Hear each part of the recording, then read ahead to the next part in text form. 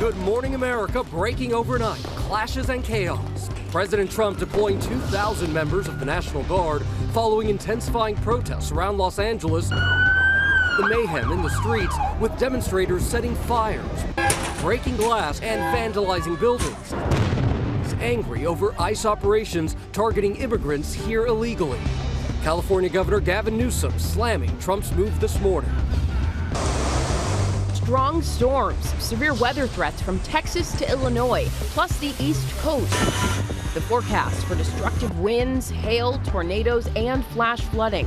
Who's in the danger zone and what's in store for the week ahead? Travel ban set to take effect in less than 24 hours. The country's facing full and partial restrictions. Plus, the potential fallout from the Trump-Musk feud. Chief Washington correspondent Jonathan Karl joins us with the latest following his phone call with the president. NCAA payday, the landmark settlement that clears the way for colleges to pay its star athletes, what it means for the players and the future of college sports. Broadway's biggest night. The Tony Awards are here.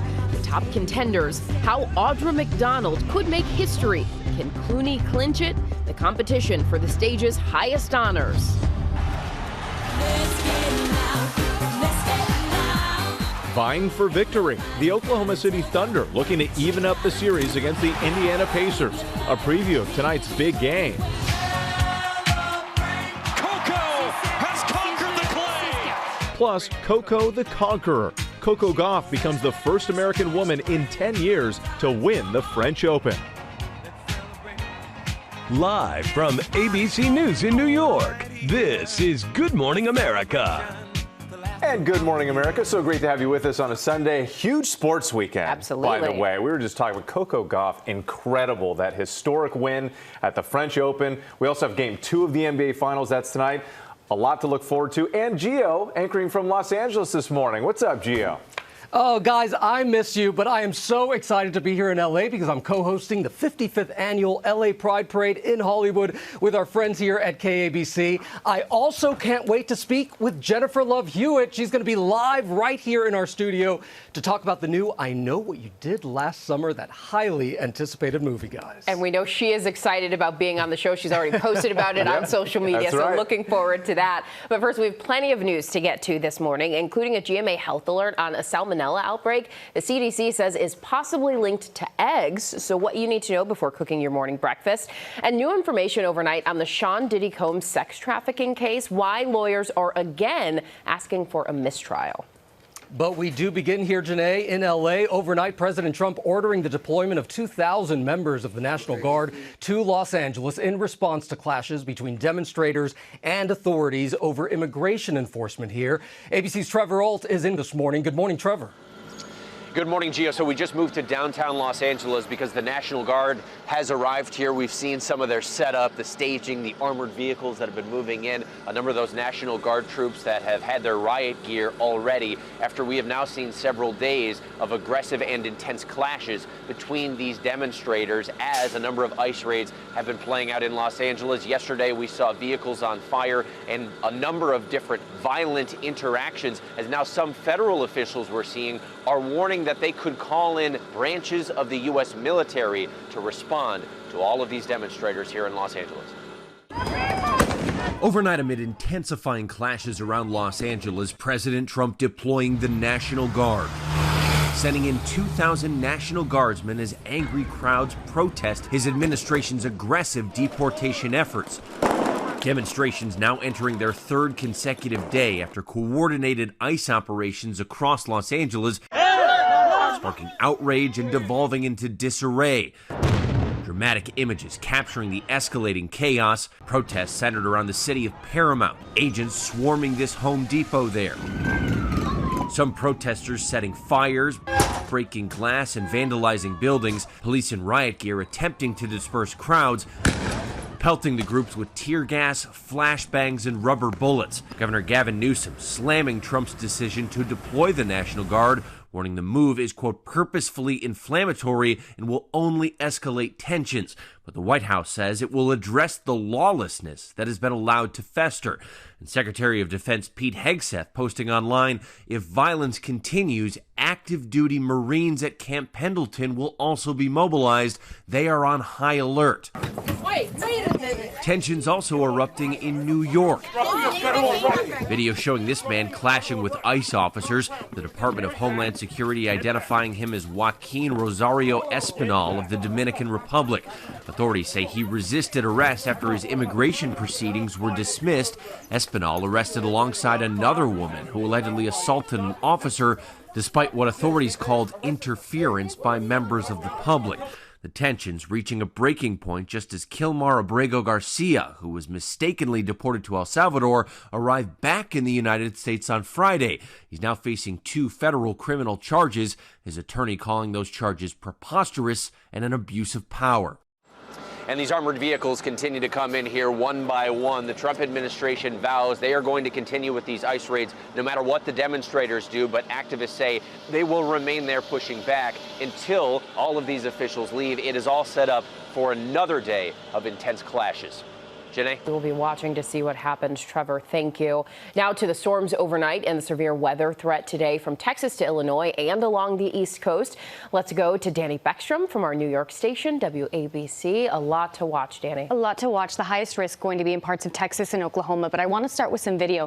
This is a look at Johnson County, Arkansas. A calm creek now seeing whitecaps thanks to that rainfall runoff yesterday. We saw water rescues in Fayetteville. We saw flash flooding in Little Rock and over 200 reports of wind damage. One person in Georgia dying after a tree fell on a car, and we have another round of strong to severe storms today. Timing this out, fairly quiet through about midday, but by 6 p.m. in OKC, by about 9 p.m., 9 p.m. for the Dallas-Fort Worth area, strong storms that are capable of producing destructive winds, hail larger than a softball. Again, it's going to be a really dangerous night tonight, especially in Texas and parts of Oklahoma, level 4 out of 5 risk. So we're watching this really closely. Whit? All right, Danny, we'll check back with you in a bit. Thank you. Now to politics and the growing rift between President Trump and Elon Musk as the president pushes Republicans to pass his mega bill. Let's bring in ABC's chief Washington correspondent, Jonathan Karl, who'll be hosting This Week later this morning. John, good morning. It's always great to have you. So first on that Trump-Musk feud, are there signs the two sides are trying to de-escalate, or could this be just the beginning? Well, maybe the answer is yes to both of those. There are clear signs of de-escalation on the part of Elon Musk. Elon Musk actually, over the weekend, deleted some of his most incendiary posts on X attacking Donald Trump, the ones tying him to Jeffrey Epstein, the post on X where he suggested that Trump should be impeached, removed from office, and replaced by J.D. Vance. Those posts are now gone. But Donald Trump has made it very clear, abundantly clear, in a conversation with me on Friday and subsequent conversations with others over the weekend, that he has no interest in reconciling with Elon Musk, no interest in even talking with him right now. So we'll see where this goes. Yeah, two men not generally known for backing down from a fight. No. We'll see how it all plays out. You're also speaking with House Speaker Mike Johnson on the show today. What's next for the president's so-called big, beautiful bill? Well, look, this is the Senate's got to vote on this, and it's very clear that there are going to be changes to what barely passed in the House by one single vote. It's unclear if, first of all, there are the votes to pass it in the Senate, and with those changes, if Johnson can get it passed again in the House. Johnson has said this is the ultimate high wire act. He has said it is like crossing the, going across the Grand Canyon on a piece of dental floss.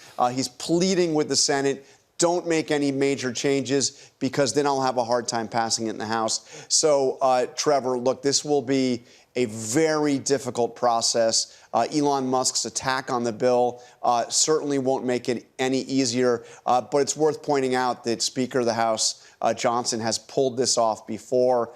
People have said there's no way he's going to pass Bill X or Y, and somehow he gets it done. So we'll see. That's an important point. John Karl, thank you as always, and tune into This Week later this morning. John has that exclusive interview with House Speaker Mike Johnson about the fate of President Trump's signature spending bill, plus more of Martha Raditz's exclusive interview with Ukrainian President Zelensky.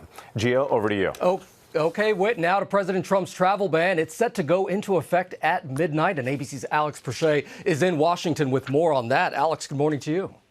Good morning, Gio. Yes, so this ban goes into effect at midnight. And take a look at this map. The United States is imposing full restrictions on entry from 12 countries: Afghanistan, Burma, also known as Myanmar, Chad, the Republic of Congo, Equatorial Guinea, Eritrea, Haiti, Iran, Libya, Somalia, Sudan, and Yemen. And then partial restrictions will go into effect for 7 additional countries. The White House says that these nations have been blocked because they lack proper vetting, have high visa overstay rates, or fail to share threat information with the U.S. And sources familiar with the decision say President Trump had considered this ban for months, but made the decision to sign this EO after the fire attack in Boulder, Colorado, where an Egyptian national here illegally after his work authorization expired in March allegedly used Molotov cocktails to attack demonstrators at a Jewish event to support hostages in Gaza, injuring more than a dozen people in the process, according to that criminal complaint. Now, Egypt is not part of this travel ban. The president has directed his administration to make sure the country's vetting capabilities are adequate.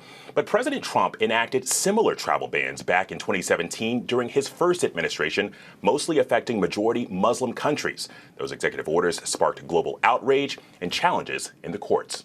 Janae. All right, Alex Prochet there in Washington. Thank you. Meanwhile, this morning, the search expands in the urgent manhunt for the man accused of murdering his 3 young daughters in Washington state.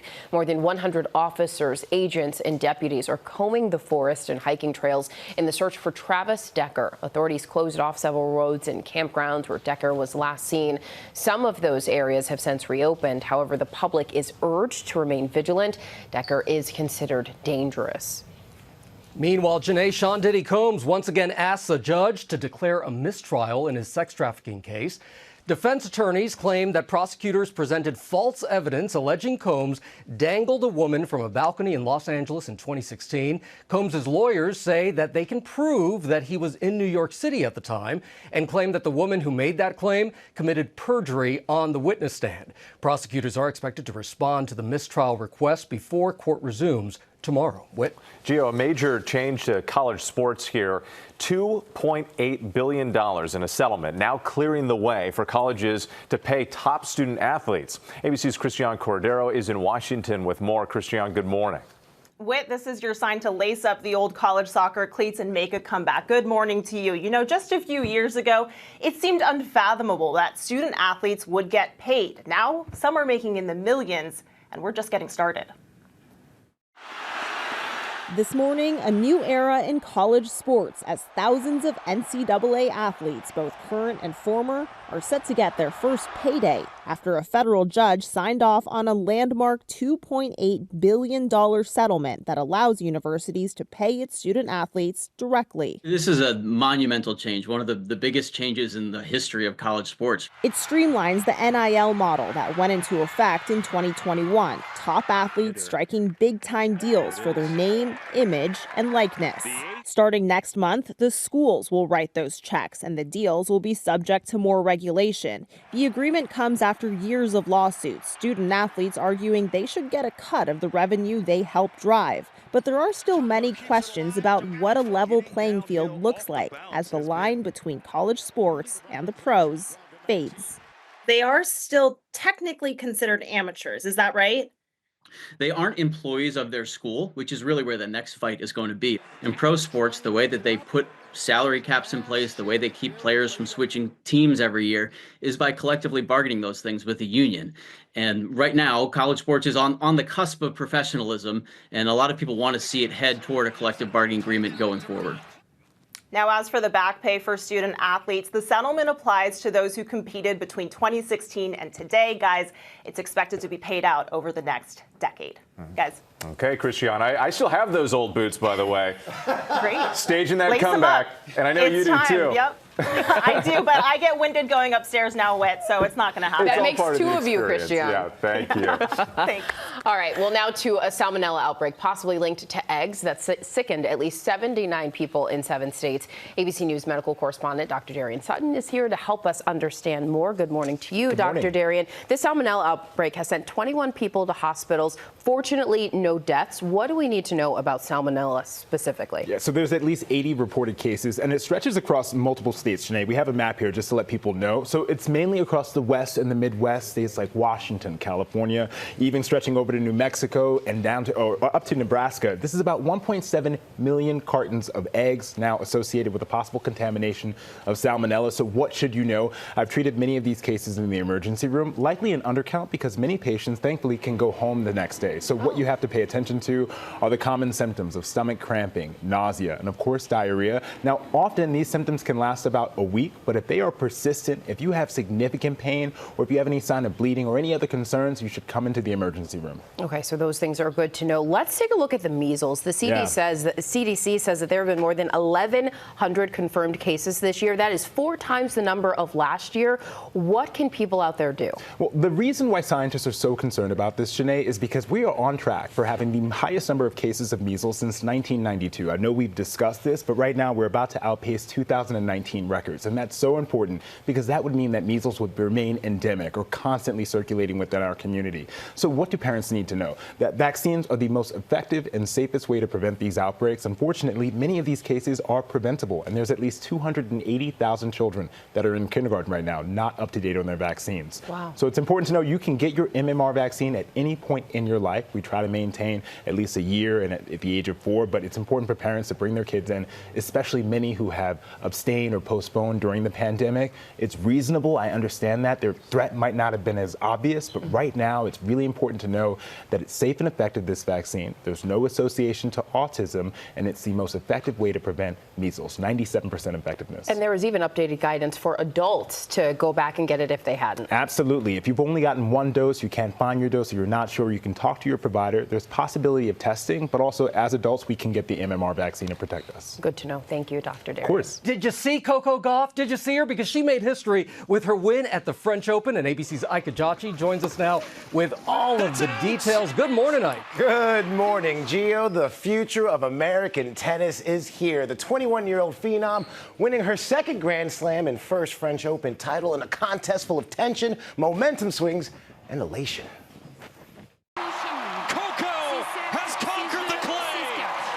The fans at Roland Garros erupting for Coco Gauff, the new 2025 French Open champion.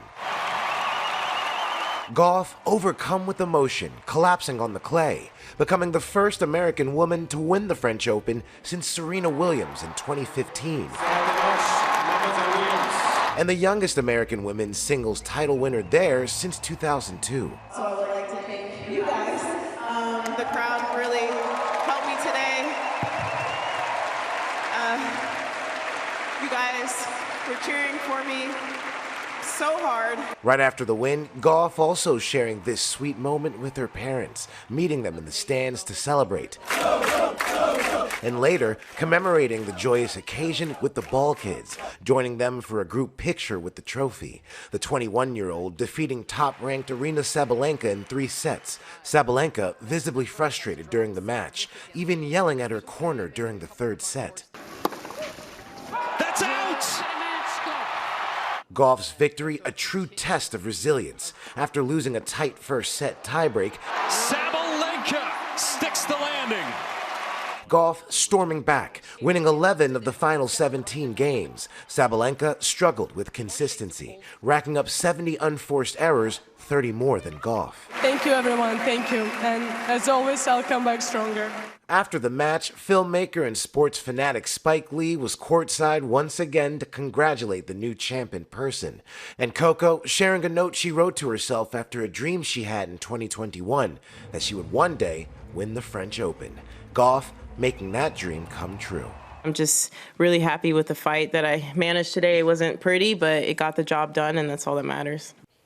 Now, the match lasting just under 2 hours and 40 minutes. Gauff, now the 3rd American woman since 1990 to win the French Open, joining Jennifer Capriati and Serena Williams. Now, next up for Gauff is a trip to Wimbledon. She's been unable to get past the 4th round.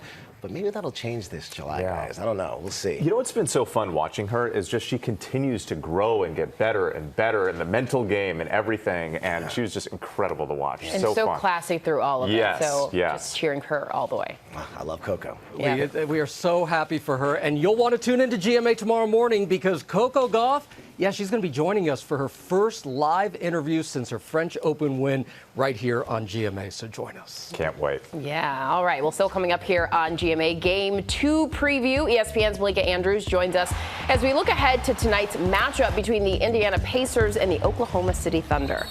And actress and dear friend Jennifer Love Hewitt is going to join me right here in LA. She stars in ABC's 911, of course, but now she's talking about the new I Know What You Did Last Summer. And Broadway's big night, our look at the top contenders at tonight's Tony Awards.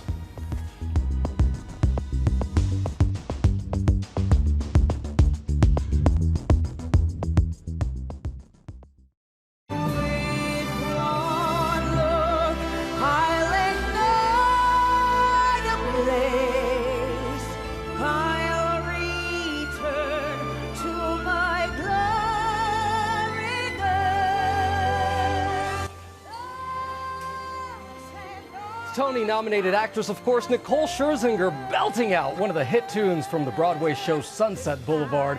Such a good show. We're going to have more on the Tony Awards later this hour. But I'm going to send it back to you guys in New York because you're talking about another big event of the night, the NBA Finals. That's right. We were talking about all the sports happening this weekend. I know you've been tuning in 24/7. Gio, we'll check back with you in just a bit. We start this half hour with the Oklahoma City Thunder looking to even it up tonight in the NBA Finals. The Pacers taking Game 1 in dramatic fashion with Tyrese Halliburton's jumper to put his team ahead at just a third of a second. Wow. Third of a second. We're getting into the decimals here remaining on the clock. Joining us now with a preview of Game 2 is ESPN's Malika Andrews, who is back on the road. Malika, good morning to you. Welcome back. Good morning. I'm so happy to be back, especially ahead of this exciting Game 2. Absolutely. So Game 1, as we mentioned, ended with that stunner there from the Pacers. What does the Thunder's defense need to do to really step things up tonight? You know what? I'm going to be totally honest with you. There's not a lot you can do to stop that type of shot from Tyrese Halliburton because this is what the Indiana Pacers do at this point. I think where they need to sort of look at is maybe a little bit earlier in the game when they went away from their game plan. They changed their starting lineup that has been true and tried and tested. And it's always a little bit of an interesting sign when you adjust to your opponent before you've even played 1 second of the NBA Finals. And that's what the Oklahoma City Thunder did. So I am watching to see whether or not they keep Casey Wallace in their starting lineup or they make a little bit of a change here. Because you got to remember, Shai Gilgeous-Alexander, he had 38 points in this game, right? So it wasn't what Shai did. It was right in the margins. They played 47 minutes, and to your point, up until 0.3 seconds of Thunder brand basketball, it's that 0.3 seconds that made all of the difference here. And Malika, as for the Pacers, they can't count on another come-from-behind win. They don't want to get down to a third of a second left. What's their Game 2 game plan have to be? Yeah, it's interesting. Maybe they can, right? Because they've done it so many different times. I asked Miles Turner and Tyrese Halliburton, okay, if one time is a fluke, the second time is luck, third time is the truth, and what's the fourth time that you're able to hit a buzzer beater like that? Because this was the fourth time in these finals. And they said, you know what? It's Indiana basketball. They are comfortable, as crazy as it sounds, Janae, when it's a 9-point game coming down the stretch, that's where the Indiana Pacers are most comfortable. So they want to get right to that spot. We're on the road. The kind of adage is you want to be within 2, 3, 4, 5 points, 2, 3 possessions right down the stretch. If they are in that position again, they are going to be very comfortable in this game too. But Miles Turner, he told me, you know what, we can't get complacent. These are the hardest games to play because we know we're going to get the best shot from OKC. So we're looking at the numbers here, and the stats for both teams pretty similar from the regular season. So how do they stack up at this point in the playoffs and get that edge? Yeah, I mean, this is the game plan is this thick. You guys know this, and everyone knows everything about their opponent is at this point in the season. So what I think OKC is going to try to hang their hat on and continue to hang their hat on here is their defense. And they did a pretty good job of that. They forced 20 turnovers here in the first half, and Indiana turns the ball over a whole lot. That's the most we've seen in a half in the finals in the last 25 years. So ultimately, they feel pretty good about the game plan that they executed and that they're being true to their identity here. The stats, as you pointed out, say everything. But what they're trying to they've got to go back tied up 1-1. We also know that, I'll give you one more stat. 71% of game one winners, they go on to win the NBA Finals. So what does that mean for Indiana? Luck's on their side. All right, we will see what happens tonight. Malika Andrews, thank you. We know you'll be busy. And this morning, we're also taking a look at how one of the Thunder players, Isaiah Hartenstein, is giving back through an organization called Positive Tomorrows. It offers kids stability and quality education while giving parents the support they need to create a better life. And right now we are joined by one of those families, Layliana Brooks and her son, Jayceon. Good morning to both of you. Thank you so much for getting up so early to be with us. Layliana, congratulations to you. We hear that you just graduated with your certification in phlebotomy. Tell us a little bit about how Positive Tomorrows has impacted you and Jayceon. They've supported us since we came here from California in 2022. They've supported us as far as housing, therapy for my son, childcare. They just support us with everything. Just incredible. And let's talk about these finals here, because Jayceon, tell us why you're such a big Thunder fan. What is it about this team? They're the GOAT. And what makes them that way? They got Isaiah. They got Shay. They cooking. They're unstoppable. And Mom, how about you? What makes you such a big Thunder fan? Jayceon. That's fitting. It's usually the kids that'll get you interested in something. We can see his Thunder shirt, how big of a fan he is. Jayceon, we also heard that today just happens to be your birthday. Is that true? You're looking a little shy over there. Happy birthday to you, Jayceon. We not only want to wish you a very happy birthday, but we've got a little should do something about his birthday, right? What do you think? I think so. Yeah. We've got a little surprise for you and Mom. You guys, are you ready for this? You're going to go to Game 2 of the NBA Finals as special guests of Thunder player Isaiah Hartenstein. ESPN is giving you 2 tickets to tonight's game. Jayceon, you don't have to be shy anymore. You're going to the game. You're holding back that smile. You're going to the game. And we have a message for you from Isaiah. Take a look at this.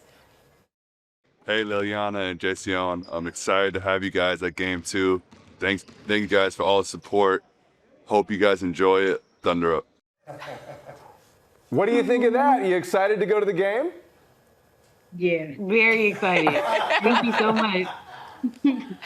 Well, it's well-deserved, and of course they need their top fans in the house to cheer them on. So congratulations. Happy birthday, Jayceon. Thank you. Well, enjoy the game, guys. Thank you. All right, and a reminder here, you can watch Game 2 of the NBA Finals between the Oklahoma City Thunder and the Indiana Pacers. That's tonight at 8 Eastern right here on ABC. A little bit of shock value, right? Yeah, it's like, wait a minute, what? Well, yeah, take it in. The tickets are coming. Don't you worry. You're going to the game.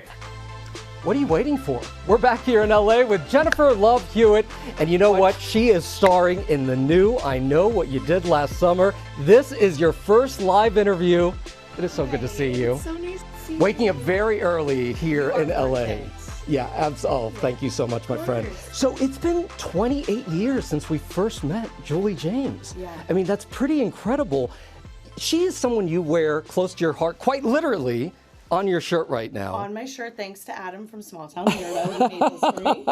What's it like for you to revisit that character? It's amazing. I mean, it's such a gift. I feel such gratitude for being invited back in the first place and the fans really wanting me to be a part of this version of the franchise. And yeah, it's really fun. I'm really excited. Well, why don't we go ahead and take a look at a clip right now? Okay. Let's look at this. I need your help.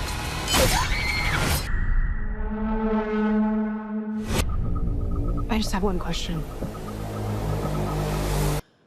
What did you do last summer? Oh my gosh, what a scene right there. So much about this film has been a secret because you're presented as a sort of guide to these new young characters. That's really meaningful to you. It is. I mean, this is a pass the baton moment, right? For Freddie and I to sort of be able to say, you guys take the franchise now. And I really hope for the new cast that it's like as magical and amazing for them as it was for us a very long time ago. And so it's been really fun. Can I just list some of your projects here? Because you had Party of Five, Ghost Whisperer, 911 right here on ABC, of course. You had Can't Hardly Wait. You have your beautiful book about motherhood. What's it like for you to have so much support over all these years? I mean, again, gratitude, right? Like the only thing I ever wanted to do was be able to do what I love for a really long time. And it's been 36 years of doing that now, and people have followed along, and I just wake up every day and it's like a pinch me moment. And I just, super grateful. I think when a lot of people meet you, it's certainly what I thought when I first met you. I was like, how does she stay so grounded? So how do you stay so grounded? I had the best mom ever, literally the best mom ever, and there was no chance to not be grounded in her house. She was very clear about that. Oh, there's her picture right there. There's Pat. Yeah. So that was how we had to be, and I think just now doing it in her honor, I know she's watching, and so I try to, keep being a good girl for her. Oh, absolutely. And I'm here for LA Pride. And I know that for you, the LGBTQ community has played such a role in your career and your life. What do you want to say to the folks here in LA? Oh my gosh, happy Pride. I mean, it is it's such a vibe here in LA for Pride, which I love. And love is everything, and everyone should be celebrated for that. And so it's just a really special day, and I always celebrate. I even have my rainbow on my pinky. Oh, beautiful. And happy Pride. I love that you say love is everything. Yeah, you are love. It is your middle name, and we I love you. Love you so much. Thank you so much. You. And of course, I Know What You Did Last Summer is in theaters July 18th. What are you waiting for? What are you waiting for? Coming up here on GMA, it's Broadway's biggest night. What we know about the original cast of Hamilton reunited. Stick around.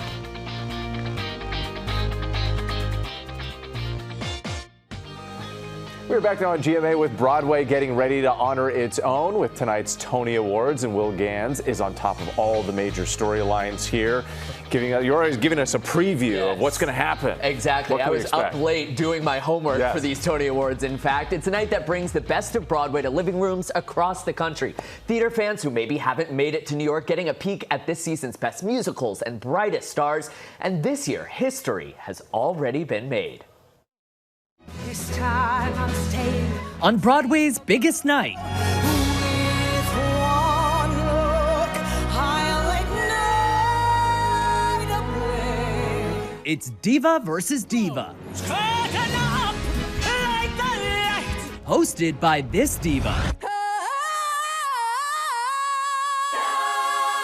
And history has already been made. Audra McDonald's nod for Gypsy makes her the most Tony-nominated actor ever, and a win would break her own record as the most decorated performer in Broadway history. Here she is, boy!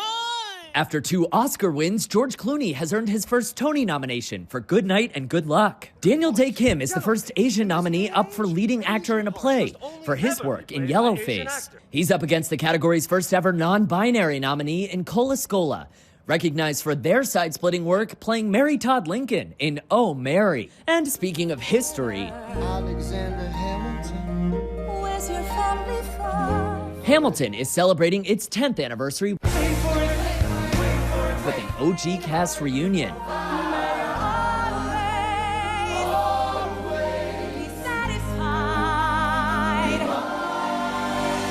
Rewind. I know. I know. A couple of other storylines I've got my eye on. If Jonathan Groff wins, he'd be the first person ever to win lead actor in a musical 2 years in a row. Cara Young is already the first black person to be nominated 4 times in a row. And if she wins tonight, she'll be the first black performer to win 2 Tonys back-to-back. I'll have a full recap on ABC News Live tomorrow morning, and possibly my own tap solo if time allows. Exactly. You know, the best part is how excited Will genuinely is watching the shows, doing your homework, and bringing these stories. So we appreciate you for sharing your enthusiasm. Thank you. I remember being a theater kid watching this in Texas, being like, this is the best night of my life. Yeah, it's a big deal. Oh, love it. Yeah. Thank you, Will. Thank you so much for starting your day with us, guys. It's good to see you. It's good to see you. Have so much fun today, Gio, at the parade. Thank you so much. It is exciting, and it's going to stream live on ABC News Live. Bye, everybody.